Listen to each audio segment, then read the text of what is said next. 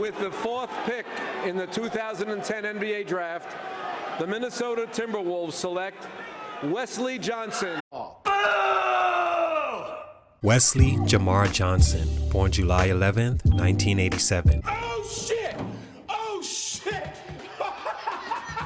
We all love the sport of basketball to whatever extent that makes you watch a video like this. Understanding that, I'm going to guess that you've either played before or just as much are a fan of the game's details and storylines. For those who've played or wanted to and couldn't for whatever reason, you see a guy like Wesley Johnson and understand how blessed he is naturally. It's understood that we all won't be able to jump out the gym, catch lobs, or do a windmill. That we all can't be 6'7", long wingspan, big hands, or high motored, which are perfect tools to be an elite small forward. What most of us can't understand is how could you be given all that plus opportunity over and over and still miss? Well, there's really no simple answer, except that it's because of a collection of reasons all combined together to give you a bust of a result. What's crazy is that the biggest of these combinations are circumstance and context. In different circumstances, who's to say Wesley Johnson isn't a perennial all-star, or at least better than he wound up being? Things like different situation earlier, different era, better guidance, but that's all speculation. What we do know is that Wesley Johnson was, for the expectations placed on him, a bust in the NBA, and here's why. Salute to my man Way of Ray on IG for this request. It's your boy JC Stunted Growth. Let's get it, man. Quick reminder, if you want exclusive content like workout videos, ad-free features before they release here, and more, head over to the Patreon page now and become a supporter of pushing these stories and efforts to help any young hooper not have their growth stunted. It's something I wish I had but didn't, so it's my offering to you. Appreciate you guys. Please drop a like and comment on this video and let me know who I should do next. Enjoy the video. Wesley Johnson is a 6'7" small forward from Corsicana, Texas that wasn't highly ranked leaving high school but chose the Iowa State Cyclones as his college choice. There, he had a solid freshman year, ending in him being named a Big 12 All-Freshman and averaging 12 points and 8 rebounds.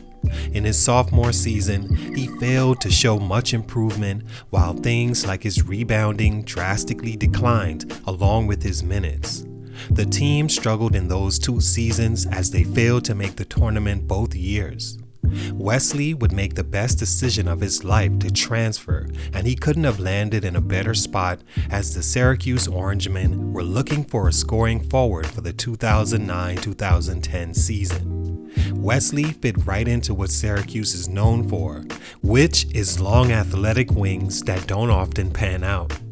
For better or worse, playing for Syracuse catapulted his career as high as being the number 4 overall pick in 2010. Like most Syracuse prospects, he went on to fail miserably in the NBA. Stunt number 1, the illusion. The most difficult thing to do in the world is predict the future. In fact, most of us assume it's impossible. Well, in basketball, that couldn't be more true, along with crucial, because that's exactly what staff members from basketball franchises are paid to do. Tell me which player is going to give me the most return on investment. Help me sift through all these really good players and find the one that's going to be a Hall of Famer, make an all-star team, become a strong contributor off the bench, or at least become a fan favorite that provides intangibles you can't account for. These are the desires of an NBA owner, and this is the task of NBA scouts. They then set out down rabbit hole after rabbit hole, stat after stat, mixed with a little intuition, and land on their guy. Think about the disappointing feeling when they get one of their guys wrong. Well, I take that back. They don't care, as long as they're paid, I don't think. The most popular market for these scouts is college basketball, so it's targeted and they set off on their mission. The thing about college basketball that isn't talked about is the illusion it can create for players and coaches looking to move up. Choosing the right program that best fits your abilities can be a life-changing decision, as going there can make you seem so much better than you are and give you all the positive reinforcement you need that you're actually good and that you have a chance of translating to a high level of competition. It's built around highlighting you if you're good enough, and if you're lucky to have a spurt where your numbers all fall in the right places, you're out of here. Sounds good, right?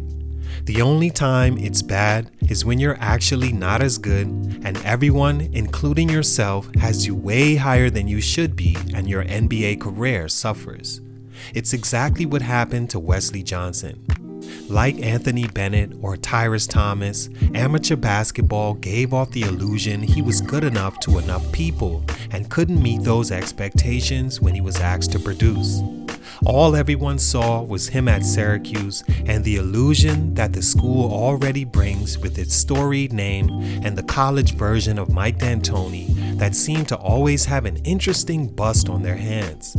All they saw was the 41% shooting from three, Big East Player of the Year, All-American, and perfect measurements for the league, and the Timberwolves leaped at the chance to choose him in a spot expected to be an all-star.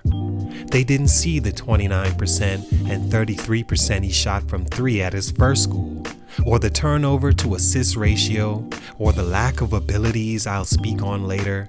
All this caused Wesley Johnson to be taken way too high, and there was way too much pressure for him to be anything other than what he was, a solid role player. Stunt number 2, creating for self. It's something Wesley Johnson never knew how to do. It's another illusion college creates for you, in that it puts you in a system where you can score with as limited amount of self-creation as possible. In the NBA, you have to have that as a top draft pick, and it's one of the areas scouts should have seen before the NBA. I couldn't draft a small forward that high that averages 1 assist for his college career, 4th overall.